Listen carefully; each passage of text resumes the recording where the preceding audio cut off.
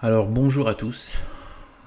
Aujourd'hui, on va voir un peu les symboliques au niveau donc de la NASA, donc qui est le grand Hollywood de la pseudo-science matérialiste, c'est-à-dire une sorte de studio de Hollywood. Donc et voir un petit peu tout ce qu'il y a au niveau symbolique et à quel point en fait derrière tout ça forcément c'est malsain puisque voilà on va le voir. Donc là, on a donc c'est connu tout ça sur internet. Vous pourrez aller voir, hein, vous tapez NASA Satan, NASA Serpent, et vous allez voir. Bon, je vais reprendre certaines choses qui existent déjà sur internet, mais je vais ajouter un petit peu aussi ce que moi j'y ai vu et que j'ai pas trouvé sur internet. Donc là, donc il y a cette fameuse langue de serpent. Voilà. Qu'est-ce que ça vient faire dans quelque chose qui est censé représenter l'espace, etc. D'ailleurs, où sont les planètes, hein, soi-disant les planètes, des trucs comme ça. Les soleils, la lune, il n'y a rien. Bref, voilà, quelques soi-disant étoiles. Bref, c'est très pauvre en termes de justement de soi-disant espace ou fusée, etc. Bref, donc du coup, on a quoi? Donc on a ce serpent, cette langue de serpent ici. Et donc bon, déjà, on va faire un petit tour ici pour voir. Donc voilà, vous voyez. Donc juste d'abord on va faire ça. Voilà. Donc là on voit bien que si on prolonge et qu'on met donc une tête de serpent là, on voit vraiment que voilà que ça correspond, que ça fait vraiment langue de serpent. Ensuite, moi je dirais aussi donc ce que j'ai pas trouvé ce que j'ai pas vu sur internet, c'est ça, c'est-à-dire cette espèce de d'orbite là avec une sorte de météorite. Il y a deux choses que j'y ai vues. Eh bien, c'est l'œil déjà. C'est l'œil du serpent. Si on prend le premier cercle et celui-là, cette orbite ovale là, eh bien, ça fait un œil. Et ça ressemble à un œil de serpent. Vous voyez ici, voilà. C'est vraiment, voilà, donc vraiment similaire. Voilà, avec avec donc ça, hein, avec cette orbite. Voilà. Ensuite, justement, donc, on va parler de ce qui n'a pas été trop développé, c'est cette orbite-là. J'en ai pas entendu parler, mais moi ça m'a assez sauté aux yeux quand même. Donc en fait, là, soi-disant une météorite. Bon, une météorite qui en plus, au lieu de faire une sorte de passage, comme ça, en courbe ou en ligne droite, non, ça fait un cercle, quoi. Un cercle. Donc, c'est pas vraiment la Lune, hein, voilà. Donc, c'est plutôt une météorite, mais qui fait un cercle. Moi, j'y crois pas à ça. Et je vais vous dire pourquoi. Ce que j'y ai vu plus tôt, et c'est dans la même lignée que le serpent. Donc, avant de passer sur le cercle ovale, donc l'orbite intérieure, je vais juste vous remontrer cette photo. Donc c'est bon, ça a été fait sur internet où en fait on voit, donc ça vous savez que voilà, enfin ceux qui ont l'habitude, hein, que j'utilise quoi, les anagrammes des mots selon les langues aussi. Et donc là avec NASA, donc on a déjà les quatre lettres de Satan. Mais là, le T que vous voyez ici, en fait, il n'y est pas dans NASA. Mais en fait, c'est de la langue de serpent qui fait un T. Un T bien penché, un T un peu en italique très prononcé. Mais on peut y voir un T quand même. On peut y voir un T.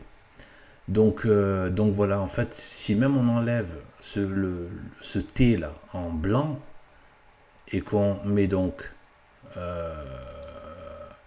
attendez, peut-être que j'ai une image. Là, oui, voilà. Ici, ça a été fait, voilà. Donc, on peut donc na, za, et avec la langue du serpent, ça fait Satan. On peut le faire. Ça peut se faire. Voilà. Donc ensuite, maintenant, je reviens à cette orbite-là, avec la sorte de petite tête de météorite. Eh bien, moi, je vais vous montrer ce que j'y ai vu. J'y ai vu l'Ouroboros. L'Ouroboros. Je ne sais pas si vous connaissez, donc c'est ce fameux serpent qui se mord la queue. voilà. Est-ce que voilà, c'est le serpent qui se mord la queue, qui est donc évidemment issu de tout ce qui est les sortes d'ésotérisme antique, notamment ou de culte antique, notamment. Donc le plus loin qu'ils aient trouvé, c'est l'Égypte antique. Après, il y a aussi l'Asie qui en a parlé, un peu le culte védique, et aussi les cultes nordiques. Donc tous, c'est soit un serpent qui se mord la queue, soit, non, ça on reviendra tout à l'heure, soit un dragon qui se mord la queue. Voilà. Donc on voit bien que c'est les deux. On voit bien que le serpent et le dragon sont vraiment liés sont vraiment liés. Donc en fait, il se mord pas la queue. Après, quand on rentre dans la logique, c'est pire que ça. C'est-à-dire qu'en fait, il se mange lui-même. Mais on verra après. Donc là, voilà. Un peu d'iconographie. Donc ça, c'est l'Ouroboros. Voilà. Donc, moi, j'y ai vu ça. Donc si on revient ici, voilà. On peut voir le même système, la tête de serpent. En plus, voilà, ouais, on sent que c'est, voilà, ça fait un peu la queue à la fin là ici. Ouais. Donc, moi je pense que c'est l'Ouroboros, vu qu'il y a déjà le serpent, etc., le Satan, etc., l'œil de serpent. Je pense que c'est l'Ouroboros. Et surtout que, voilà, quand on sait que l'Ouroboros a à voir avec justement dans tout ce fatras de gnoses les plus, on va dire, comment dire, c'est très difficile à qualifier comme tout ce qui est très démoniaque, c'est dur à qualifier. Ce fatras qui a été donc très diffusé par donc la prophétesse du malheur en chef, et qui est Elena Blavatsky. Donc on va la voir. Elena Blavatsky, ça on reviendra après. Ah ben là on a aussi l'Ouroboros, donc on va voir. Donc, Elena Blavatsky, c'était elle en bas. Voilà, elle avait commencé très jeune. Mais j'ai pris cette photo où elle est avec son groupe de sa secte de la théosophie. Moi que je rebaptise, parce que ça n'a rien de Dieu, puisque leur Dieu c'est Satan. Et vous allez le voir pourquoi. Je dis ça et c'est évident. Ça fait partie de leur emblème d'ailleurs. Vous allez le voir. Donc Elena Blavatsky, c'est elle la prophétesse de malheur ici, qui a diffusé toute la pourriture ésotérique, New Age, gnostique, de mélange des genres, de mélange des cultes. Et j'ai pris cette photo pour vous montrer à quel point, si on s'arrête 2 secondes sur les regards, sur les ambiances et les visages, c'est pas des gens avec qui on a envie de prendre son petit déj le matin. Ouais, il y a quelque chose qui va pas. C'est malsain. Il y a quelque chose de malsain et ça se sent. Donc voilà. Et donc cette Elena Blavatsky, donc qu'est-ce que je vais essayer de retrouver. Voilà. Donc dans un bouquin, Théosophisme, histoire d'une pseudo-religion. Donc, il y a marqué, donc, regardez ici, notre but, disait alors Madame Blavatsky, n'est pas de restaurer l'hindouisme, mais de balayer le christianisme de la surface de la terre. Vous vous rendez compte ? Ça, c'est ce qui est à l'origine de quand vous passez dans tous les rayons ésotériques, la méditation, tout ce Bronx, là, les chakras, le yoga, tout ce fatras, c'est elle qui en a fait une énorme promotion, qui en a fait une sorte de doctrine pseudo-scientifique, avec la théosophie, que moi j'ai rebaptisé la démonosophie. Voilà, si tant est que le diable ait une sagesse. Donc, notre but, disait alors Madame Blavatsky, n'est pas de restaurer l'hindouisme. Donc on voit bien, souvent je critique l'hindouisme ou tout ce qui est bouddhiste et tout ça, c'est pas pour rien. C'est parce que c'est un grand vecteur de, comment dire, justement, oui, de remplacer sur les terres chrétiennes qui étaient beaucoup dans le monde occidental et européen et russe. Donc les Russes ont été moins bêtes que l'Europe de l'Ouest. Mais pour le moment, on ne sait pas comment ça peut évoluer. Il paraît que le modernisme gagne du terrain chez eux. Et donc voilà. Et donc en fait, c'est quoi? C'est tout ce fatras. Méditation bouddhique, bouddhiste, machin. Toutes ces choses bizarroïdes avec tout cet ésotérisme, ces espèces de pratiques alternatives, tout ce fatras-là. Et ces charabia, vraiment, voilà. En fait, il y a une ligne derrière. Il y a une vraie ligne. C'est la ligne satanique.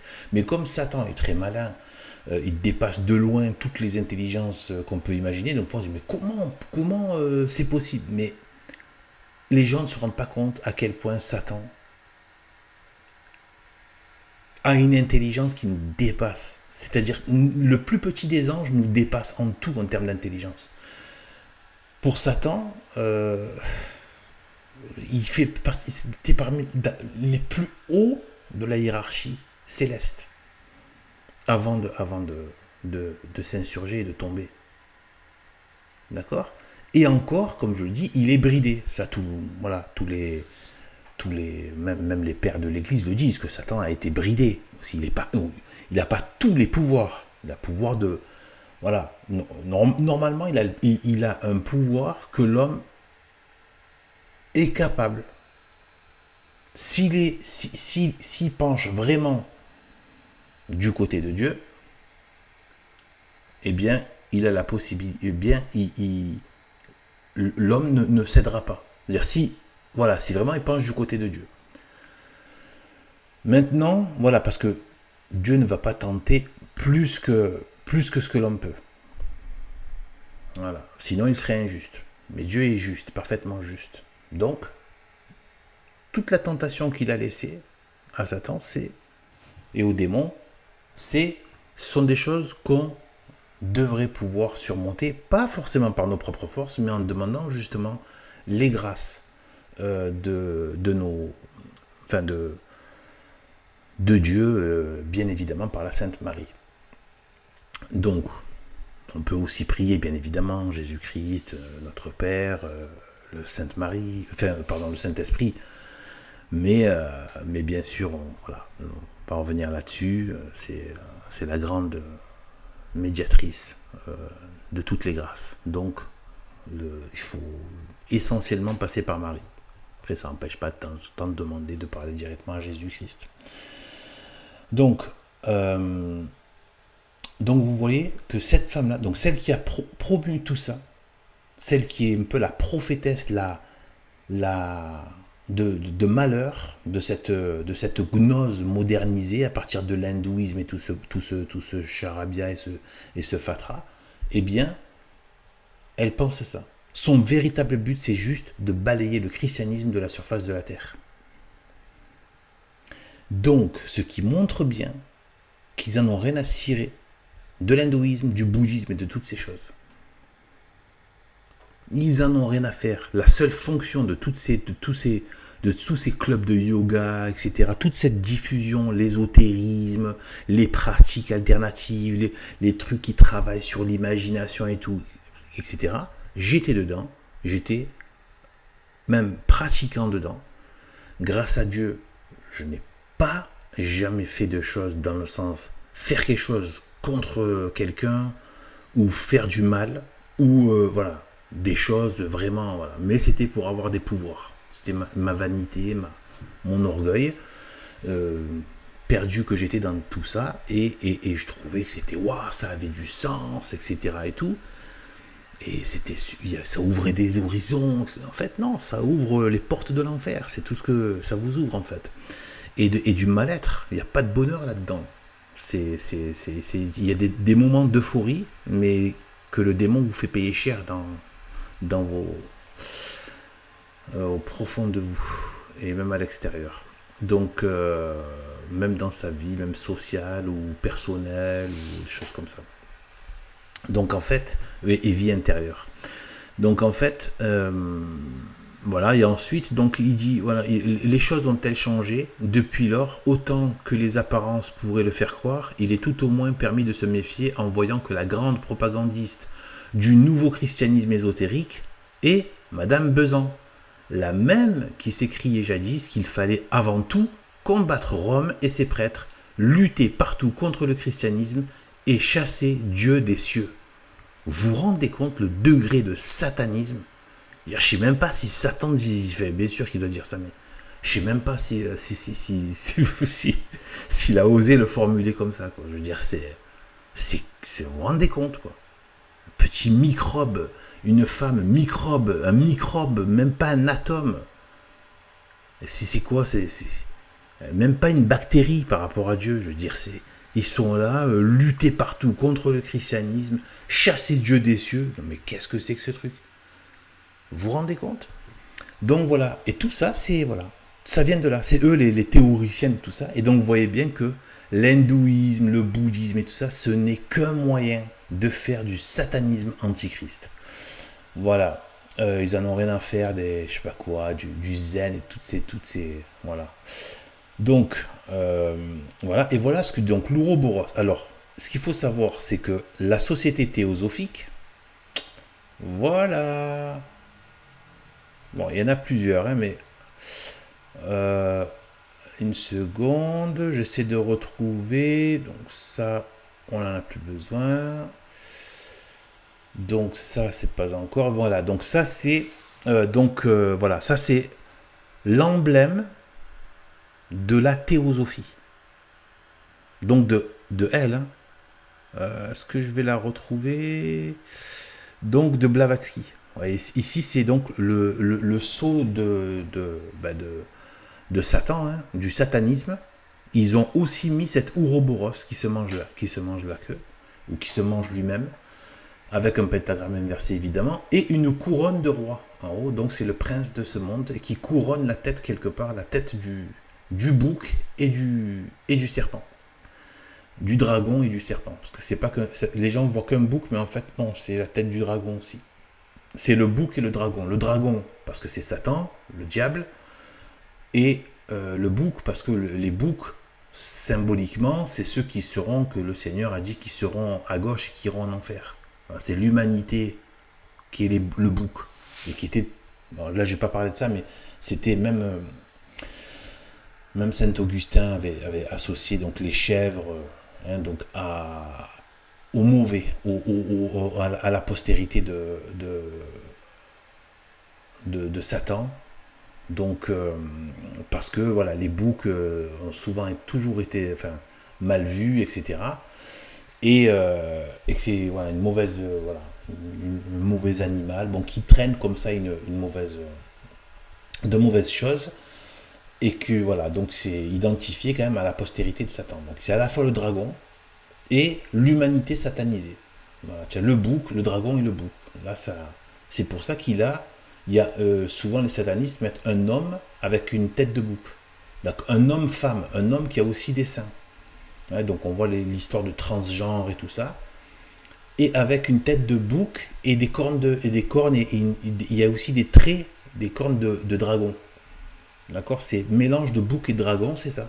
C'est le père et le fils. Et la descendance. Le père dragon et la descendance de bouc qu'il aura faite. C'est atroce. Donc, alors, ensuite, voilà, donc, Madame Machin, ignoble, voilà.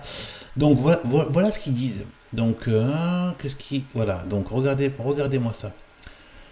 Avant, donc je vais faire une petite lecture, mais ça va permettre de voir. Donc, ce symbole a plusieurs significations. Madame Blavatsky a écrit, donc toujours la même. Hein. Avant que notre globe ne prenne forme, la forme d'un œuf, vous savez, c'est le fameux œuf cosmique, et l'univers aussi, et c'est aussi la théorie du Big Bang. Donc en fait, elle reprend toute cette théorie Big Bangesque et évolutionniste, et l'univers aussi, une longue traînée de poussière cosmique ou de brouillard de feu se déplacer et se tortiller comme un serpent dans l'espace. Voilà, ça commence bien. L'esprit quand je ferai une vidéo là-dessus, sur le serpent se disant dans l'espace, vous verrez, il y aura un changement de paradigme à ce niveau-là, mais bon, voilà, il faut du temps, il faut laisser les choses travailler. L'Esprit de Dieu se déplaçant sur le chaos. Donc c'est l'Esprit de Dieu se déplaçant sur le chaos maçonnique. Ils aiment bien ça.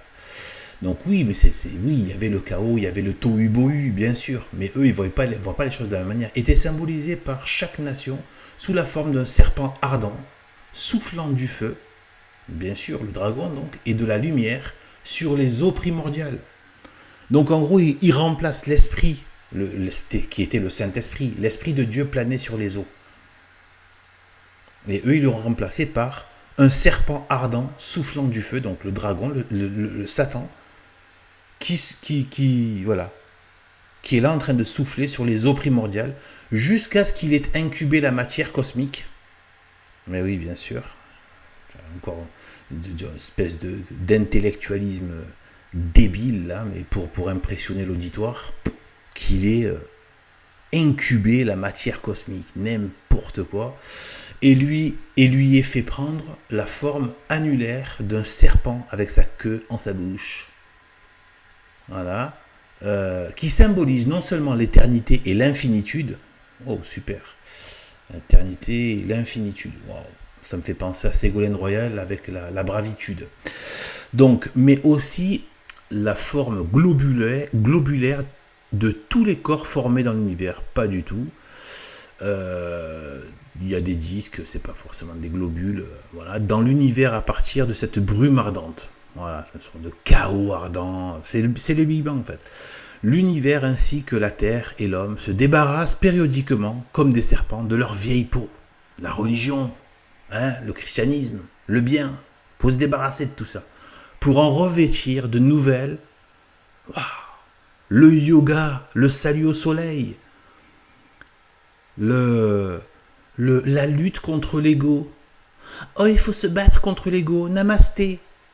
Voilà, les pires égoïstes, les pires nombrilistes, pour en revêtir de nouvelles après un temps de repos. Le serpent est assurément une image non moins gracieuse ou moins poétique que la chenille et la chrysalide d'où jaillit le papillon. Donc en gros, il va sortir du bien de Satan. Ouais.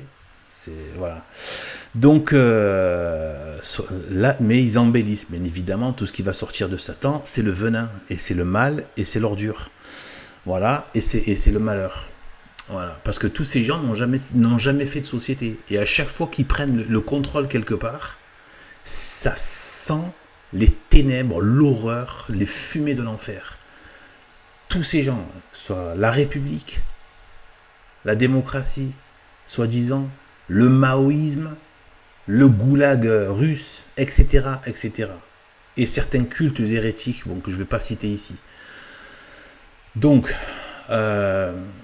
ils forment tous des sociétés irrespirables, dégueulasses. Mais par contre, voilà, sur le papier, ils sont tous en train de dire qu'ils vont tous faire des chrysalides d'où vont jaillir de beaux papillons. Puis après, tu as des gens en train de se faire découper, gazer. Ah non, mais c'était une erreur d'application de la théorie. On recommence, vous allez voir, ça va bien marcher. Donc du coup, voilà. Et donc, moi je vais vous dire ce que c'est que ce serpent qui se mord la queue là. Je vais vous dire ce que c'est. C'est en fait déjà, premièrement, une insulte à ce symbole qui était très connu à l'époque, signe de reconnaissance des chrétiens, du christianisme, qui contient lui aussi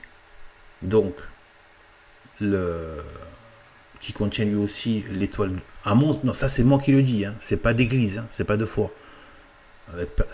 Un jour peut-être que je retranscrirai ce que j'y ai vu, et l'étoile de David, elle est sainte. Bon, il faut pas l'adopter parce qu'elle a trop été associée à Israël maintenant, mais faut pas oublier que Jésus, voilà, il est de la lignée du roi David. Donc, lignée royale du côté de, je ne sais plus, et donc du côté de Joseph, voilà. Et je crois que c'est lignée sacerdotale, il me semble, du côté de, de Marie. Et donc voilà. Donc, même si ce n'est pas biologique, biologique, oui, par Marie, mais pas par les autres. Bon, on se comprend sur ceux qui connaissent.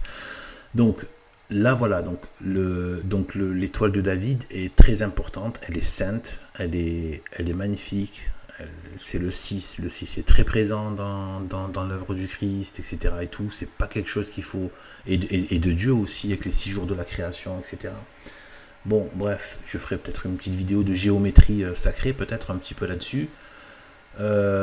Et donc, voilà, donc ici, il y a l'alpha et l'oméga, hein, voilà. Je suis l'alpha et l'oméga, disait le Seigneur, Christ, et la couronne d'épines, hein, aussi, quelque part. Et en fait, ils ont singé, parce que le démon est un singe, singe de Dieu. Donc, en gros, c'est le serpent qui devient le roi, hein, couronne d'épines, mais lui devient le roi, hein, comme je l'ai montré dans notre photo. Des fois, ils mettent cette svastika, croix gammée à l'envers, enfin, ou des trucs comme ça, bon. Voilà, qui, là aussi, représente la nature qui se renouvelle en se détruisant, tout ça. Pareil, hein, cette svastika, c'est du même délire, hein, que le serpent, etc. Voilà. Et ils ont pris ça, mais regardez comment ils l'ont fait, là. L'étoile de David. Ouais, espèce de deux triangles qui se chevauchent à chaque fois comme ça. C'est pas normal, c'est pas le normal. Ça, tu peux pas le reproduire véritablement avec deux triangles. Ça se décalerait. Vous voyez, tu peux pas le mettre net, quoi. Donc déjà, ils sont dans une sorte de perversion aussi de ce symbole.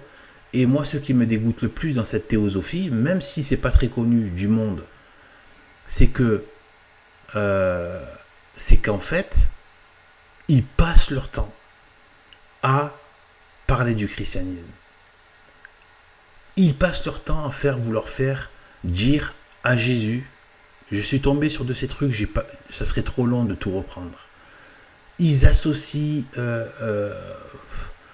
alors n'importe quoi. C'est des choses en plus qui ont déjà été traitées il y a des siècles et des siècles et des siècles. Par exemple, je suis tombé sur un truc du style, oui, même Saint Jean disait qu'en tombant, le dragon a fait tomber un tiers des étoiles ou un tiers. En fait, je crois que c'est déjà Saint-Denis, je crois que c'est l'aérophagite ou l'aéropagite. Si je me sens bon, celui dont s'est inspiré saint Thomas d'Aquin pour écrire sur les anges. Et donc, où il disait que c'était justement un tiers de la hiérarchie céleste qui a suivi Satan. Voilà. Et donc, voilà. Et c'est normalement, voilà, on est censé aussi, en tant que si on est sauvé et qu'on est saint, sanctifié et glorifié, bien de remplacer tous ces anges avec les milliards d'êtres humains qu'il y a pu avoir, tous ceux qui ont pu avoir la grâce et être sanctifiés et pouvoir entrer au royaume de Dieu, eh bien, ils prendraient la place de ces anges déchus. Et c'est pour ça qu'ils ont une haine, en plus une haine phénoménale, parce qu'ils savent ce qu'ils ont perdu et ce qu'on peut avoir dans le ciel, qui n'est pas un bien comme avoir du matériel ou comme dans le paradis, le pseudo-paradis des musulmans, où c'était, comme disait Monseigneur Gomme, un paradis de volupté, où tu as accès à des femmes, à du vin, à des choses comme ça, enfin, voilà, enfin, des trucs très matériels. Là, nous, c'est de jouir de la présence de Dieu. Voilà. Nous, ce qu'on veut, c'est Dieu, en fait. Et Dieu, il peut nous faire goûter des délices, mais c'est toujours en Dieu, avec Dieu et par Dieu. Et donc, en fait, puisque Dieu est le bien suprême, s'il nous donnait autre chose que lui-même, ça veut dire qu'il y a autre chose qui est mieux que lui. Non, puisqu'il est lui-même le bien suprême, le Christ roi, le Saint-Esprit et Dieu le Père, tout-puissant, eh bien, tout en un, la triunité, trois unités, trinité, tout en un, eh bien,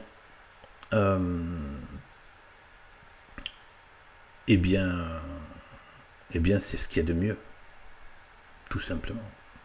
Mieux dans le sens de meilleur. On va pousser à un point absolu, bien sûr. Donc voilà. Donc tout ça, c'est que de joyeuseté, hein, quand même.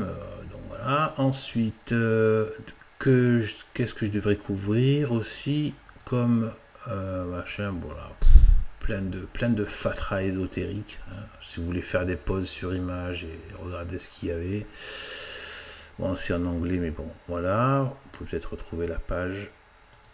Voilà. Ensuite, ben là, donc là, pour terminer, on va se faire une petite devinette. Où peut bien apparaître cet ouroboros? Qui d'autre l'a utilisé? Et si on regardait, on va juste dézoomer. Et vous avez compris. Déclaration des droits de l'homme et du citoyen 1789. En plein milieu, il y a l'ouroboros tout en haut, le règne de Satan. Et voilà, bien en haut, bien triomphant, déclaration des droits de l'homme et de Satan. Déclaration des droits de l'homme satanisé. Donc voilà, et moi je voulais vous dire tout à l'heure, j'ai pas terminé, mais pour vous dire qu'est-ce que c'est qu'en fait cet ouroboros, c'est la négation. C'est-à-dire que, comme je disais, toutes les sociétés qui ne sont pas chrétiennes, catholiques, eh bien, surtout au moins chrétiennes, même celles qui sont schismatiques, mais qui ont gardé des grâces du Christ, ce sera toujours plus respirable qu'autre chose. Mais tout ce qui n'est pas la société catholique, eh bien, ils finissent par se manger entre eux, se faire du mal. Des sociétés où quelques-uns jouissent de manière immonde, abjecte, révoltante et menaçante, méchante, et beaucoup d'autres qui sont en train de souffrir. Et voilà. Et la souffrance et le malsain fait partie même du système.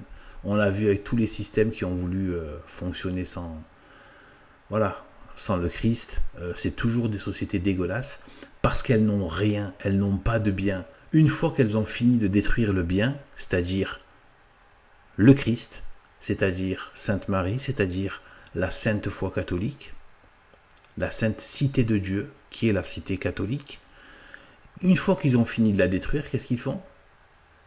Eh bien, ils se bouffent entre eux. Voilà. Hop. C'est ce qu'ont fait les révolutionnaires, soi-disant, de la République, etc., etc. Et si le Satan, là, ça c'est une chose que j'avais envie de dire, si Satan a l'air d'avoir gagné, j'invite ceux qui m'écoutent, mes frères et mes sœurs en Christ, en espérant qu'on le reste, hein, en espérant, parce qu'on est faible, on peut tous tomber. Donc d'où l'importance de demander les grâces à Sainte Marie.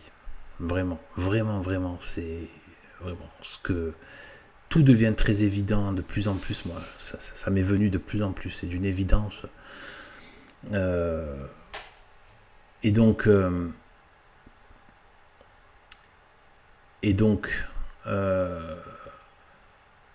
c'est qu'en fait, cette espèce de...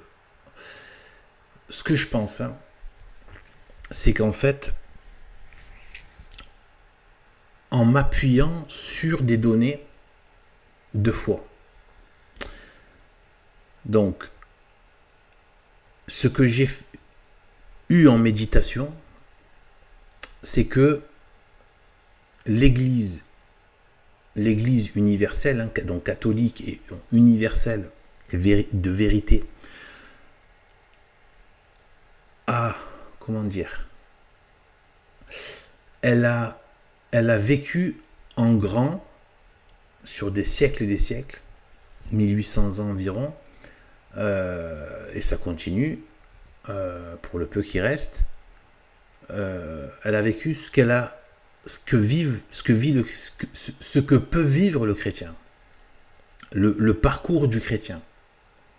Parce qu'à l'intérieur de nous-mêmes, ça c'est le fruit de mes méditations. Je ne suis pas en train de dire que ça c'est pas d'église, mais voilà. Vous savez, le fameux signe de contradiction.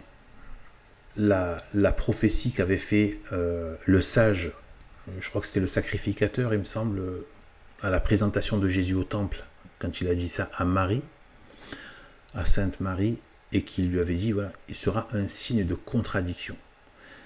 Dans mes méditations, ce qui m'est venu, c'est qu'en fait, ce signe de contradiction, il n'est pas qu'à l'extérieur, il est aussi à l'intérieur. On doit montrer la croix à notre propre être corrompu. Voilà. On doit montrer la croix. C'est-à-dire que la croix de Jésus est un signe de contradiction pour nous-mêmes. Il y a une guerre intérieure, en fait. Ce que l'Église a fait à l'extérieur, alors qu'elle a été un signe de contradiction avec les Juifs pharisiens. Il me semble aussi que les Sadducéens, il me semble qu'ils étaient aussi de la partie, si je puis dire. Et donc, et les païens évidemment, et tous les autres, même les hérétiques qui ont suivi. Maintenant, je dirais que même Sainte Marie, par voie de conséquence, par délégation de pouvoir de Dieu, est devenue le signe de contradiction. Elle aussi, par prolongement. Vous voyez ce que je veux dire? Pas tant elle toute seule, mais par son Fils, par Dieu, par le Saint-Esprit. Elle est devenue de fait, en étant la médiatrice des grâces de Dieu, le signe de contradiction, et qu'elle est celle qui amène le Christ. Elle est forcément, du coup, ça c'est du fruit de mes méditations, je ne peux pas dire que c'est quelque chose de certifié, mais qu'elle est devenue donc elle-même un signe de contradiction. Et donc, il faut présenter dans notre âme la croix et Sainte Marie. Il faut les faire habiter, afin que ce qu'on a de mauvais en nous, toutes nos impuretés, nos saletés, et on en a, eh bien, et elles peuvent... moi, ce que j'ai remarqué, c'est que dans mon âme, il y a des choses qui ont l'air d'être un peu comme des microbes ou des trucs qui, si vous n'avez pas bien fait le travail, eh ben en fait, ils vont repulluler après, ils vont regrossir. Comme s'il y avait une sorte de vie du péché à l'intérieur qui reviennent. On croit s'être débarrassé de choses, ça se tasse, on a fait du ménage, mais comme on n'a peut-être pas fait attention, etc., c'est revenu. Donc il faut toujours, tant qu'on est sur cette terre, on est sous la menace de ce qui est en nous-mêmes, donc du péché originel, de l'état de péché, et de notre âme qui est comment dire, qui est tordue, qui est de travers, qui fonctionne à l'envers quasiment, puisqu'elle se retourne vers elle plutôt que vers Dieu. Elle se retourne vers le mal plutôt que vers le bien, vers Satan plutôt que vers Dieu, etc., vers le monde plutôt que vers le ciel. Voilà, elle est complètement tordue. Et donc je pense qu'il faut présenter, ça c'est des choses d'église bien sûr, il faut présenter la croix, il faut mettre la croix dans son cœur, ça c'est sûr. La planter vraiment et avec le cœur de Jésus et Sainte Marie, pour que à l'intérieur de nous ce soit pas vivable en fait. Ça veut pas dire que ça y est, c'est la fin de la partie. Ah oui, parce que les forces jouent, extérieures, les démons qui viennent réactiver certaines choses, ils connaissent nos faiblesses, etc. Donc, mais si on a ça, voilà. Et quel que soit le degré de pourriture, de mépris des commandements de Dieu, quelle que soit la saleté dans laquelle on est tombé, parce que le péché a beaucoup à voir aussi avec la saleté, mais aussi avec la maladie, le poison et la saleté, eh bien il faut toujours revenir le plus vite possible en amitié avec Dieu, par la Sainte Marie, et aussi à Dieu lui directement, en priant Jésus-Christ, et avoir vraiment une vraie contrition du cœur. Voilà. Et moi, une des choses que j'utilise pour avoir la contrition du cœur, c'est de penser déjà aux souffrances de Jésus-Christ, aux souffrances de sa mère, et au bien qu'il a voulu. Qu'il était en train de prier sur la croix pour ses pour ses bourreaux. Et le bien qu'il a voulu à l'humanité, et ce bien dont on ne peut quasiment pas avoir idée ici-bas. Un bien incommensurable, infini, dont on ne se lasse jamais pour l'éternité, un bien de bonheur infini. Il est venu nous apporter ça. Et à chaque fois que je montre mon état de péché, eh ben en fait, je lui montre un signe de contradiction, mais là, c'est le péché. C'est-à-dire, je suis en contradiction avec sa grâce. Je suis en contradiction avec sa volonté. Donc, je suis un mauvais signe de contradiction. Ce n'est pas le bon signe de contradiction qui est la croix face au péché. Là, c'est le péché qui vient se dresser face à la croix. Et du coup, parce qu'on s'est adonné, on s'est laissé aller à des choses mauvaises, ou qu'on n'a pas fait en sorte de les virer. Et donc voilà. Donc, il faut vraiment revenir. Mais quel que soit le degré de mépris des choses de Dieu, il faut revenir. Dieu, si Judas avait eu la vraie contrition du cœur, vraiment qu'il aurait regretté, comme Saint-Pierre, pour ce qu'a fait Saint-Pierre, eh bien, et même les autres apôtres d'ailleurs, eh bien, s'ils n'avaient pas regretté, s'ils avaient regretté, eh bien, Jésus leur aurait pardonné à 100%, complètement. Mais il y a pas avec ça, il n'y a pas de faux semblants. Non. C'est la contrition, le cœur qui est pas bien, le cœur qui pleure. On ne peut pas le feindre, ça. Voilà. Donc c'est soit on fait en sorte de méditer sur ses péchés. Il faut méditer sur ses péchés et les mettre en rapport avec Dieu. Pour voir la différence qu'il y a entre ces péchés et ce que nous veut comme bien Dieu. Voilà. Donc, le démon, là, avec cet Ouroboros, là, eh bien,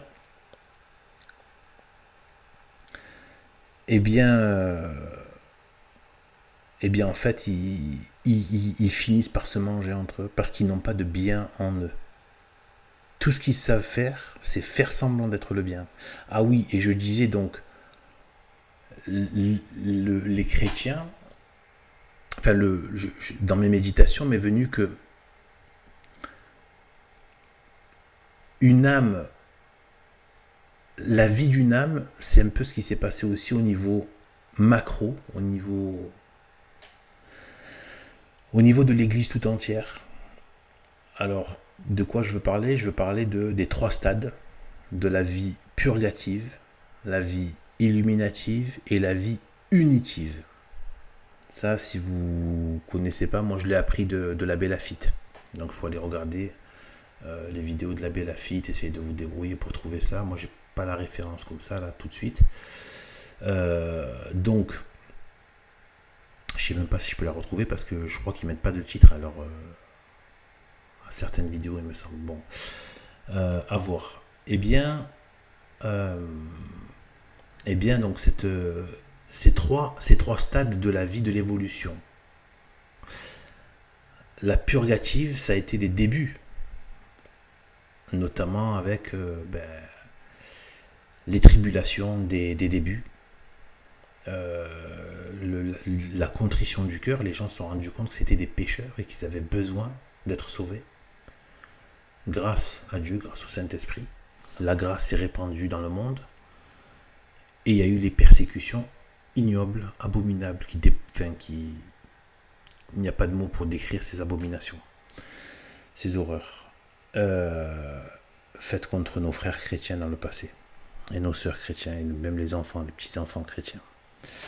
Donc en fait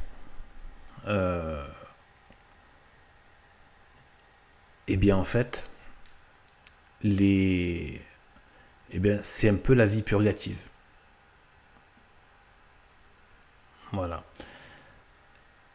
Ensuite, la vie illuminative, toute la partie de Saint-Augustin, Saint-Ambroise, Saint-Augustin, et Tertullien aussi, une partie il y a une phase entre deux, hein, entre persécution et illuminative. Bon, c'est les illuminations.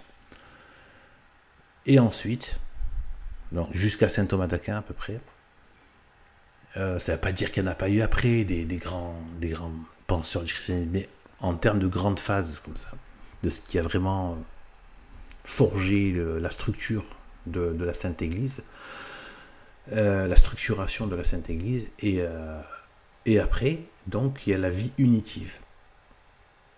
Il y a la vie unitive. Et c'est-à-dire de l'union à Dieu. D'abord, on se purge, on reçoit de la lumière, et par cette purification et cette lumière, on va vers l'union. Et donc, on va vers l'union. Mais sauf que pendant cette union, donc ça c'est ce que disent les mystiques, eh bien, il y a ce qui s'appelle la nuit de l'âme. Voilà. C'est une nuit spirituelle où Dieu peut se retirer. Et du coup, il y a une sorte de... Les gens sont dans une espèce de vide, il se passe rien, etc. Il n'y a ni consolation, ni il se passe... Voilà. Bon, là, le mot d'ordre, c'est continuer à faire ce qui doit être fait.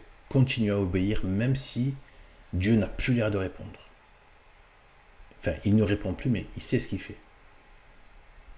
Il laisse les âmes comme ça, à escient. Il a son but.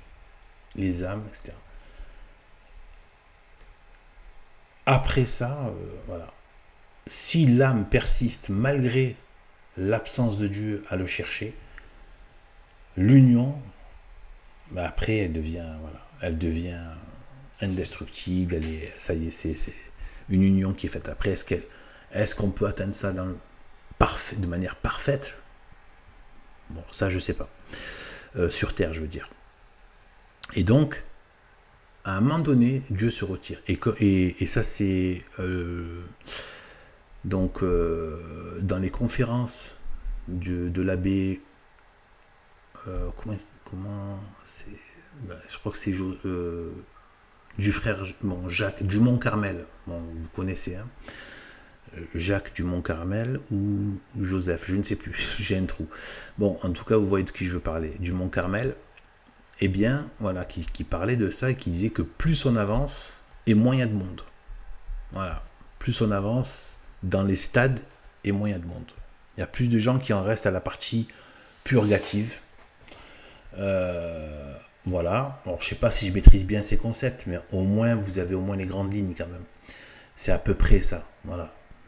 Voilà. Je ne pense pas dire de grosses bêtises, mais en tout cas, voilà. Je ne maîtrise pas non plus à 100% le truc, mais bon, dans l'idée, c'est ça. Et là, ce que je pense, c'est qu'on est dans la nuit, en fait. Et du coup, il y a beaucoup moins de monde, hein, beaucoup moins de prétendants